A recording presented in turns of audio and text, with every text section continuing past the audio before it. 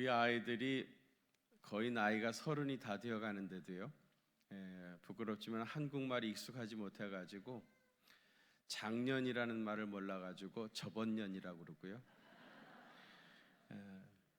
금년이라는 말을 몰라가지고 지금년이라고 그러고요, 내년이라는 말을 몰라가지고 다음년이라고 그럽니다. 어느 외국 선교사님이 한국에 오신 지 얼마 되지 않아 가지고 오늘처럼 송구 영신 예배를 드리게 되었답니다. 한국말은 서툴지만은 나름대로 설교 원고를 열심히 써가지고 더듬더듬 거리면서 읽어가는데, 사랑하는 교인 여러분, 오늘 우리는 송구 영신 예배를 드립니다. 이 밤이 지나면 2년이 가고 새년이 옵니다. 새년은 어떤 년일까요? 기대하시기를 바랍니다. 그러나 우리는 믿어야 합니다. 2년도 전년도 할 것 없이 모두가 하나님이 주신 년이라는 것입니다. 그러므로 우리는 어떤 년을 맞아도 잘 살아야 됩니다. 여러분은 모두 새년과 함께 잘 사시기를 바랍니다. 2년 전년 그래서 미안합니다. 밝아오는 2020년 경자년 새해에 우리 하나님께서 부어주시는 신령한 복이 여러분 가정과 사업장 그리고 자녀들 앞날에 임하시기를 축원합니다. 흔히 4대 종교라고 하면은 힌두교, 불교, 그리고 이슬람, 그리고 우리 기독교를 얘기하죠. 근데 여러분, 세상의 다른 종교와 우리 기독교는 엄청난 차이가 있습니다. 모든 것이 다 다르지만은요, 그 중에서도 우리 기독교는 언제나 미래를 중요시하는 반면에 다른 종교들은 과거에 집착합니다. 그들은 과거에 매여 가지고 벗어나질 못하고 발버둥을 치고 있습니다. 예를 들어 힌두교에서는요, 전생에 지은 죄값으로 이 세상에서 고난을 받는다고 말하는 인과응보 사상을 가르칩니다. 이 교리에 의하면 과거에 잘못한 사람은 현재나 미래에 어떤 희망이나 가능성이 없습니다. 언젠가는 그 죄값을 다 치러야만 하기 때문에 미래에 대한 어떤 희망적 기대를 가질 수가 없습니다. 불교도 사실은 힌두교와 같은 뿌리에서 나왔는데, 불교에서 말하는 윤회 사상도 결국은 힌두교의 인과응보의 사상에서 온 것입니다. 그래서 힌두교나 불교의 영향권 아래에 있는 동양의 사상이나 문화는 한마디로 말하면 권선징악입니다. 권선징악 말 자체가 나쁜 것은 아니지만은 깊이 생각해 보면은 인과응보 사상이 그 저변에 깔려 있고, 과거에 지은 잘못이 현재와 미래를 결정하기 때문에 그 굴레에서 벗어날 수 없다는 운명론을 가르치고 있습니다. 이슬람교에서는 철저하게 운명론을 가르치죠. 네가 지금 당하고 있는 고난은 너의 운명이다. 알라가 너를 그렇게 만들었으니 불평하지 말고 알라의 뜻을 받아들이라, 그렇게 말합니다. 이렇게 가르치다가 보니까 이 땅에서 보다 나은 삶을 살기 위해서 자기가 해야 할 것은 아무것도 없습니다. 그냥 모든 것을 운명으로 받아들이고 자기가 거지로 태어났으면 죽을 때까지 동냥하면서 사는 수밖에 없는 것이 이슬람의 교리입니다. 그러나 우리 기독교는 전혀 다릅니다. 우리 기독교는 언제나 미래지향적입니다. 성경을 보면은 과거에 대한 말씀보다 미래에 대한 말씀이 훨씬 많습니다. 우리의 궁극적인 미래인 하나님의 나라는요, 성경에 가장 많이 약속되어져 있는 말씀이고요, 다시 오실 메시아에 대한 약속의 예언의 말씀이 성경에 제일 많습니다. 그래서 우리 기독교는 늘 미래에 대한 약속을 붙잡고 나아가는 종교입니다. 여러분이 잘 아시는 고린도 후서 5장 17절에 보시면은, 그런즉 누구든지 그리스도 안에 있으면 새로운 피조물이라. 이전 것은 어떻게 됐다고요? 지나갔으니 보라 새 것이 되었도다. 이전 것은 이미 다 지나간 겁니다. 과거에 붙잡히거나 거기에 매연연해 살지 말라. 이미 다 지나갔으니 이제 보라 새 것이 되었다. 과거는 더 이상 내 생애에 어떤 영향도 미칠 수가 없습니다. 우리는 복음 안에서 과거의 모든 저주와 악으로부터 해방이 되었습니다. 오늘은 과거의 연속선상에 있는 어느 시점이 아니라요, 전혀 새로운 새날입니다. 그래서 여러분은 얼마든지 선을 행할 수 있고요, 여러분의 미래에 하나님의 은혜와 복이 임하게 될 것입니다. 또 빌립보서 3장 13절과 14절에 보면 형제들아 나는 아직 내가 잡은 줄로 여기지 아니하고 오직 한 일, 즉 뒤에 있는 것은 잊어버리고 앞에 있는 것을 잡으려고 표대를 향하여 그리스도 예수 안에서 하나님이 위하여 부르신 부름의 상을 위하여 달려가노라 그랬습니다. 뒤에 있는 것은 어떻게 하고요? 잊어버리고. 뒤에 있는 것은 잊어버리고. 여러분, 지나간 것을 잊어버려야 미래를 잡을 수가 있습니다. 과거에 붙잡혀 있게 되어지면은 미래의 미래를 쟁취할 수가 없는 거예요. 지나간 것은 잊어버리고 미래를 향하여 달려간다는 겁니다. 이사야 43장 18절 한번 같이 봉독하실까요? 시작. 너희는 이전 일을 기억하지 말며 옛날 일을 생각하지 말라. 아멘. 여기 여러분 이전 일, 옛날 일은 뭐겠습니까? 이스라엘 민족사에 있었던 좋은 일, 나빴던 일, 그야말로 이전에 있었던 모든 일을 다 말합니다. 이스라엘 백성들은 애굽에서 종살이 하던 400년이란 눈물 어린 세월도 있었고요, 수도 없이 이방 민족으로부터 받았던 슬픔의 역사도 있었습니다. 이런 일들만 있었던 것이 아니죠. 하나님께서 그 극적인 순간에 다가오셔서 역사에 개입하셔가지고 놀라운 구원을 베풀어 주셨던 일들도 참 많았습니다. 그런데 그것이 좋은 일이었든지 나쁜 일이었든지 간에 이전 일을 기억하지 말고 옛날 일을 생각하지 말라 그랬습니다. 그것이 좋은 일이든 나쁜 일이었든 간에 어쨌든 과거에 붙잡혀 있는 것은 바람직하지 않습니다. 과거에 매이면 앞으로 나갈 수 없기 때문입니다. 지난 한 해 동안 하나님께서 우리에게 베풀어 주신 은혜를 기억하는 것도 필요하겠지만은 그렇다고 해서 2019년에 붙잡혀 있어서는 안 됩니다. 2019년은 참 좋았는데 이런 생각이 여러분들에게 아무 유익이 없습니다. 지나간 날은 이미 지나갔습니다. 이제 우리 앞에는 다가올 새해가 있을 뿐입니다. 여러분, 출애굽기에 보면은요, 이스라엘 백성들을 하나님께서 홍해길로 인도하셨습니다. 왜 하나님이 이스라엘 백성들을 홍해길로 인도하셨는지 그 이유가 출애굽기 13장 17절에서 18절에 나옵니다. 거기 보시면은 애굽의 고센 땅에서 가나안 땅까지 가는 제일 지름길은요, 블레셋 사람의 길을 따라가는 것입니다. 블레셋 사람의 해변길을 따라 쭉 따라 올라가게 되어지면은 보름에서 한 달이면은 충분히 가나안 땅까지 갈 수 있는 지름길입니다. 그런데 하나님께서 이 블레셋 사람의 길을 막으시고 홍해길로 인도하신 겁니다. 왜 홍해길로 하나님께서 그 길을 인도하셨는지 거기 분명히 나오는데, 애굽으로 다시 돌아가는 것을 아예 막기 위해서 홍해길로 인도하셨다는 겁니다.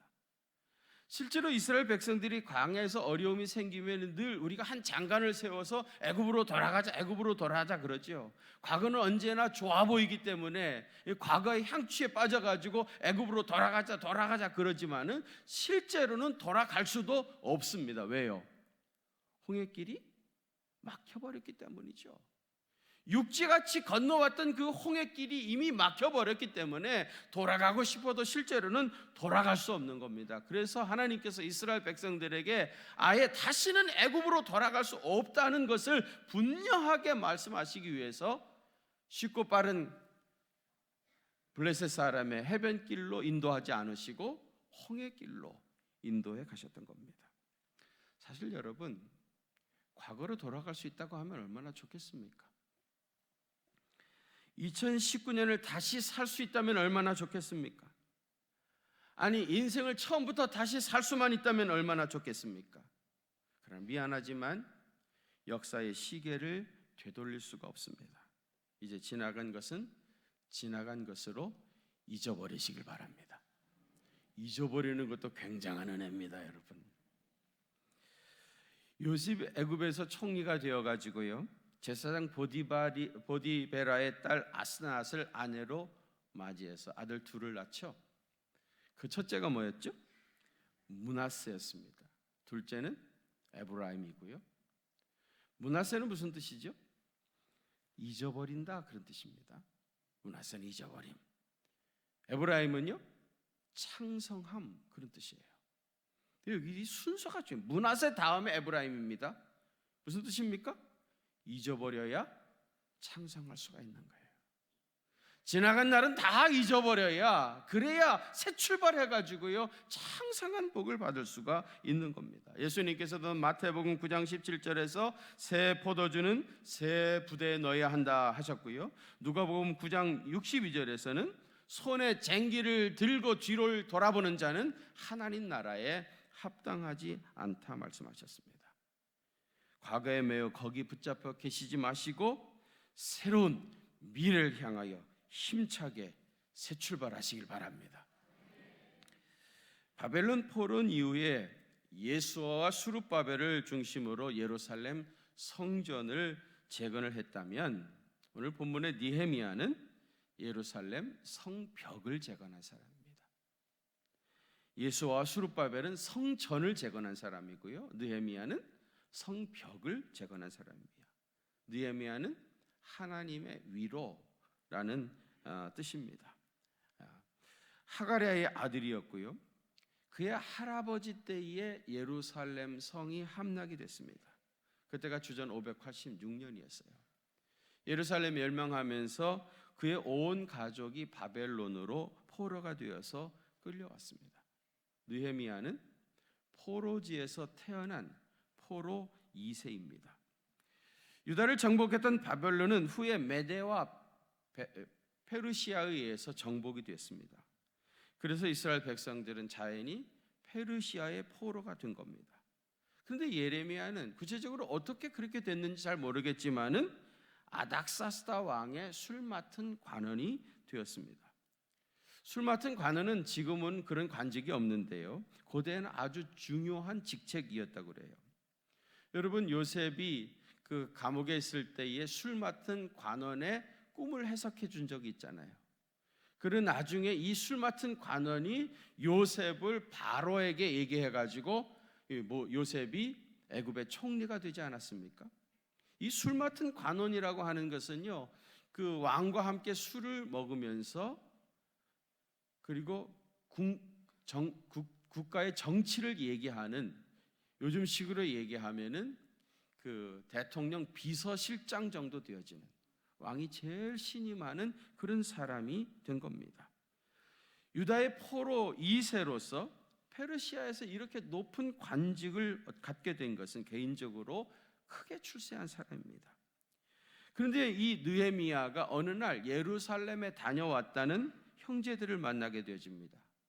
그 중에 하나가 하난이라는 사람이었는데요, 이 사람에게 예루살렘의 형편에 대해서 물었습니다. 사실은 자기는 가보지도 못한 곳이지만은 그곳에 하나님의 성전이 있던 곳이니까 한시도 느헤미야는 예루살렘에 대한 생각을 잊지 않고 살았습니다. 이 하나니가 얘기하기를 사로잡힘을 면하고 남은 자들이 그 지방 거기에서 큰 환난을 당하고 누경을 받고 예루살렘 성은 허물어졌고 성문이 다 불타버렸다고 얘기합니다. 이 소식을 듣고 느헤미야가 너무 슬퍼서 우는데, 느헤미야 1장 4절 한번 같이 봉독하시죠. 시작. 내가 이 말을 듣고 앉아서 울고 수일 동안 슬퍼하며 하늘의 하나님 앞에 금식하며 기도하여. 아멘. 거기 보세요. 앉아서 수일 동안 슬퍼하며 울었다고 그러고요, 또 하나님 앞에 금식하면서 기도했던 거예요. 느헤미야는 단순히 감성적인 사람이 아니었습니다. 그냥 슬퍼하기만 하고 아무것도 하지 않은 그런 사람이 아닙니다. 여러분, 운다고 해가지고 달라지는 것은 별로 없습니다. 그런데 사람들은 그냥 앉아서 울기만 합니다. 그리고 아무것도 하지 않아요. 그래서 아무런 역사도 일어나지 않습니다. 느헤미야는 큰 슬픔 가운데 울면서 기도했습니다. 금식하면서 기도했습니다. 그는 기도의 능력을 아는 사람이었습니다. 그는 기도가 성도의 최선이라는 것을 알았습니다. 그는 기도하면 하나님께서 역사하신다는 것을 확신했던 사람입니다. 여러분, 성경에 나오는 큰 일을 행했던 사람들을 보십시오. 그들은 위대한 인물이었다기보다는 모두 다 기도하는 사람이었습니다. 모세는 기도 하나 가지고 이스라엘 백성들을 광야에서 가나안 땅까지 인도해가는 민족의 지도자가 되었고요.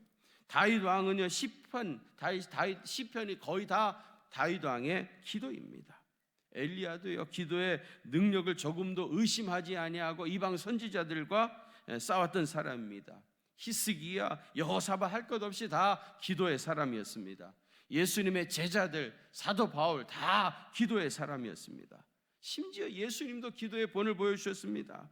누가복음 6장 12절에 보면 기도하시러 산에 가사 밤이 맞도록 하나님께 기도하셨다고 그래요.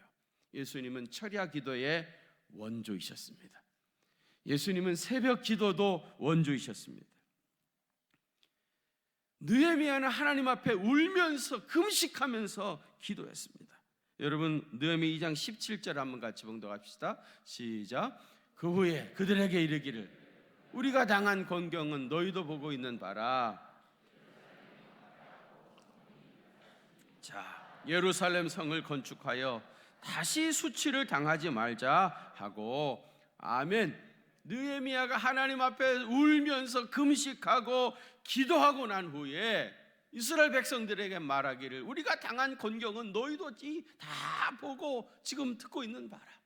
예루살렘이 황폐해졌고 성문이 다 불타버렸으니, 자, 예루살렘 성을 건축하여 다시는 수치를 당하지 말자.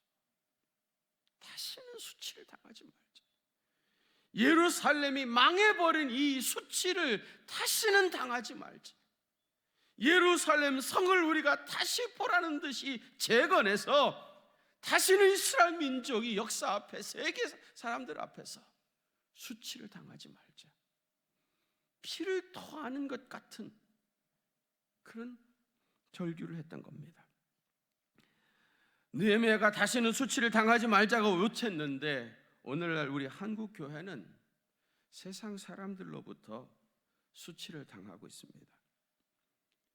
130여 년 전 구한말에 우리나라에 복음이 들어왔을 때, 그때는 교회 다니는 사람들이 비록 극소수였었지만은 교인이라고 하면은 저 사람들은 애국자, 교인이라고 하면은 저 사람들은 미신을 타파하는 선각자, 교인이라고 하면은 저 사람들은 글씨를 아는 많이 배운 지식인들, 이런 아주 좋은 평판이 있었습니다. 그래서 우리 기독교가 민족적인 종교로 뿌리를 내릴 수 있었고, 세계 선교 역사상 유례없을 정도로 놀랍게 성장할 수 있었던 겁니다.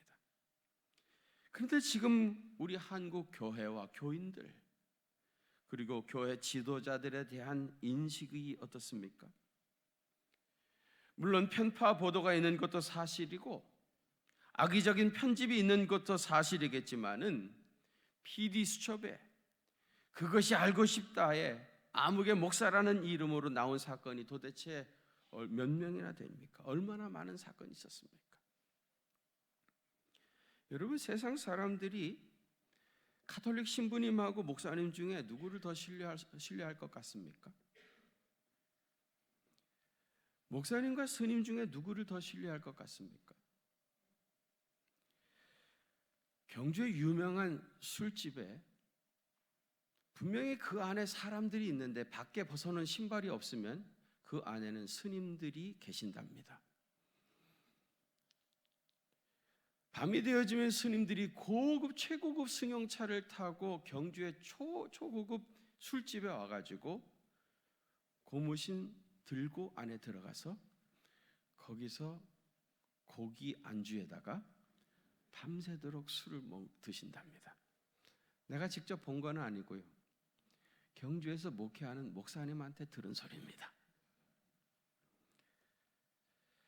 남의 종교 지도자를 흠집내는 것 같아서 죄송하지만은, 그런데 세상 사람들에게 물어보면 그래도 불교의 스님을 기독교의 목사님보다 더 신뢰한다고 한답니다.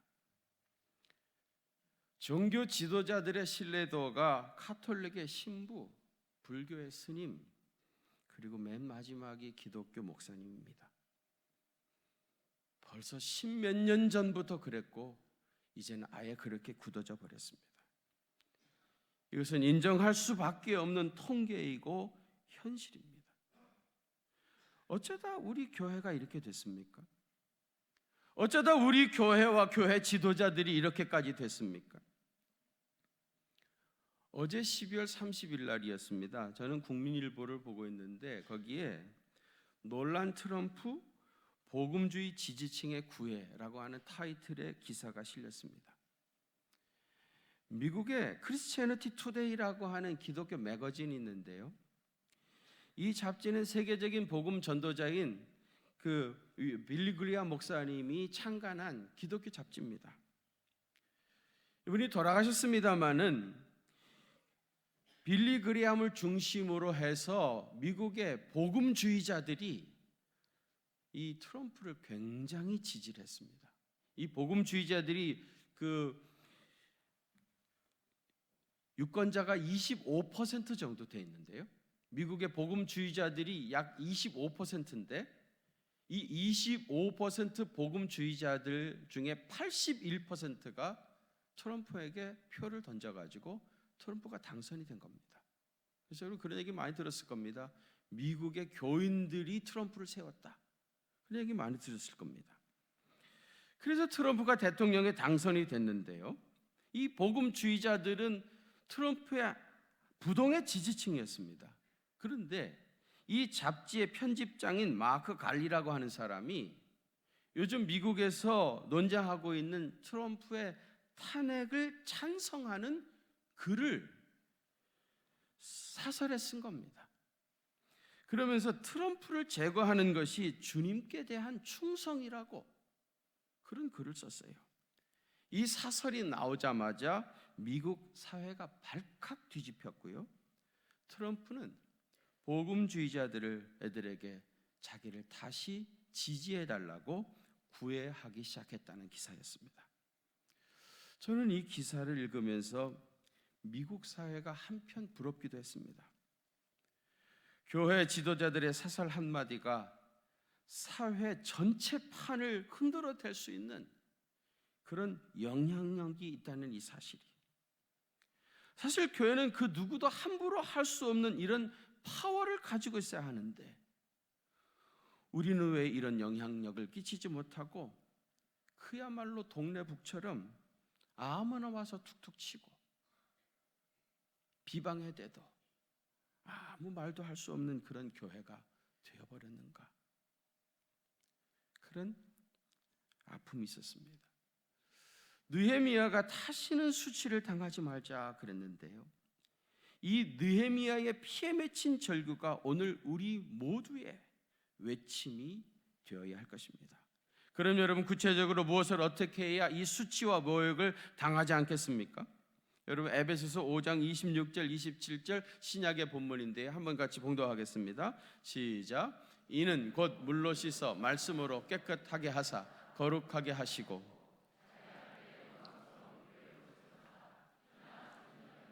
이런 것들이 없이 거룩하고 흠이 없게 하려 하심이라. 아멘. 여러분 영광스러운 교회로 다시 회복되려면 구체적으로 어떻게 해야 된다고 그랬습니까? 말씀으로 깨끗하게 해야 합니다. 말씀으로 깨끗하게 해야 됩니다. 그래서 금년의 표어를 말씀으로 새로워지는 교회라고 정하게 되진 겁니다. 당연히 우리는 새로워져야 합니다. 이대로 몰락해버린다면 단지 교회뿐만 아니라 우리 가정과 자녀들, 우리 사회와 우리 민족이 결국은 다 몰락하고 말 것입니다. 오늘 우리가 지금 총체적인 어려움을 겪고 있는 것이 교회가 교회답지 못했기 때문이라고 했습니다. 교인들이 영적으로 침체했기 때문입니다. 그래서 교회가 부흥하는 것이 곧 내가 사는 길이요, 우리 가정과 자녀들을 살리는 길이요, 우리나라를 살리는 길이라고 했는데 그 구체적인 방법은 다시 말씀으로 돌아가는 것입니다.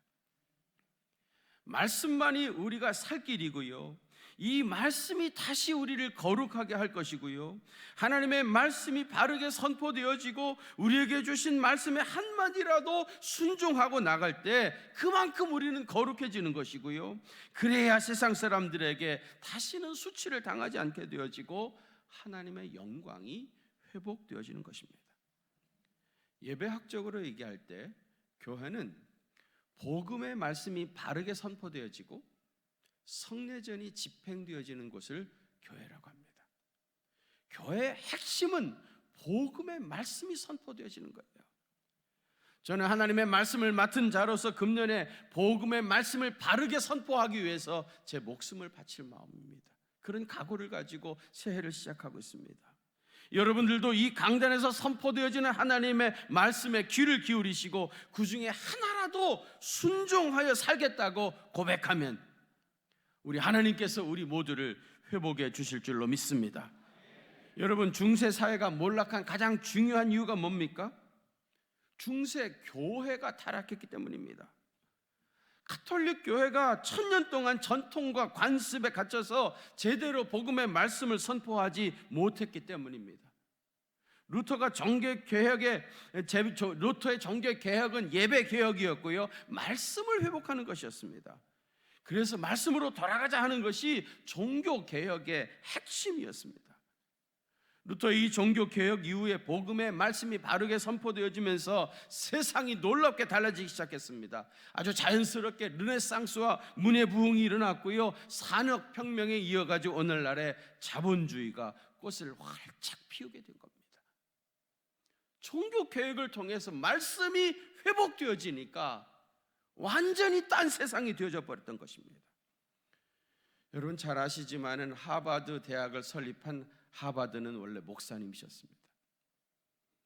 청교도들이 미국의 신앙의 자유를 찾아가가지고 가자마자 이 땅을 우리가 신앙으로 세워야 되겠다, 하나님 말씀 위에 세워야 되겠다, 그러려고 하면은 제대로 된 목사들을 키워야 된다. 그래서 하버드 목사님이 신학교를 세운 겁니다. 하버드 디비니티 스쿨입니다.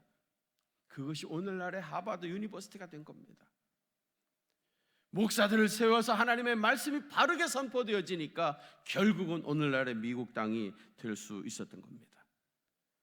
복음의 말씀이 바로 선포되어지고 이 말씀에 순종하여 살아가는 사람들이 일어난다면 우리는 다시 새로워질 수 있을 것입니다.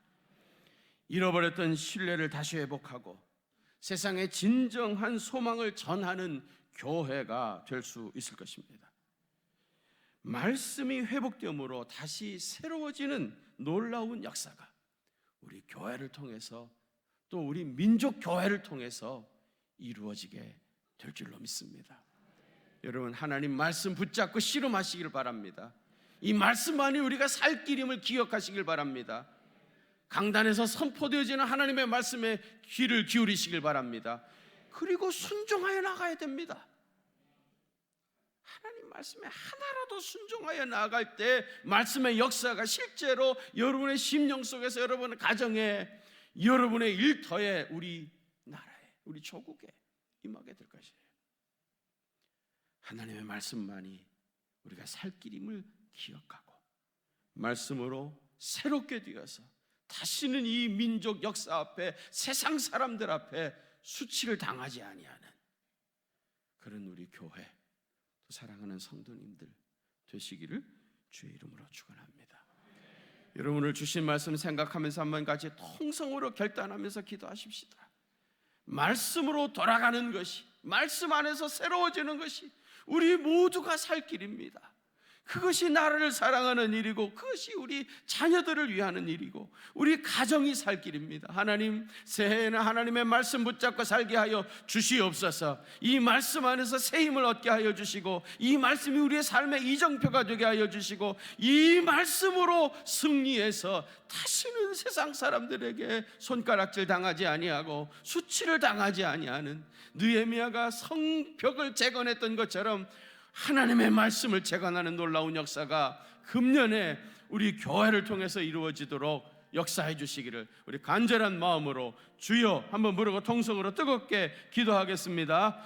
주여